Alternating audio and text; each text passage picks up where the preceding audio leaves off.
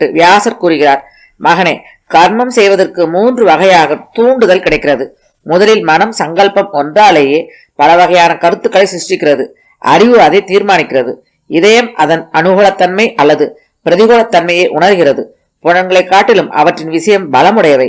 விஷயங்களை புலன்களை ஆகர்ஷிக்கின்றன. புலன்களை அதிலிருந்து விளக்கும் திறமையுடைய மனம் விஷயத்தை விட பலமானதாகும். மனதை காட்டிலும் அறிவு பலமுடையது. அது மனதை வசப்படுத்துகிறது. அறிவை காட்டிலும் ஆத்மா பலசாலியாக கருதப்படுகிறது.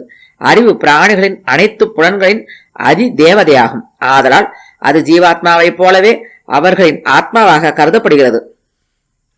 அறிவே தானே தன்னுள் பல்வேறு விஷயங்களை ஏற்றுக்கொள்வதற்காக மாறுதல் அடைந்து பல வகை ரூபம் தரிக்கிறது. அப்பொழுது அதுவே மனமாகி விடுகிறது. புலன்கள் தனித்தனியானவை, ஆகவே அவற்றின் செயல்களும் தனித்தனியானவை. ஆகவே அவற்றிற்காகவே அறிவு பல வகை உருவங்களை தரிக்கிறது. அதுவே கேட்கும் போது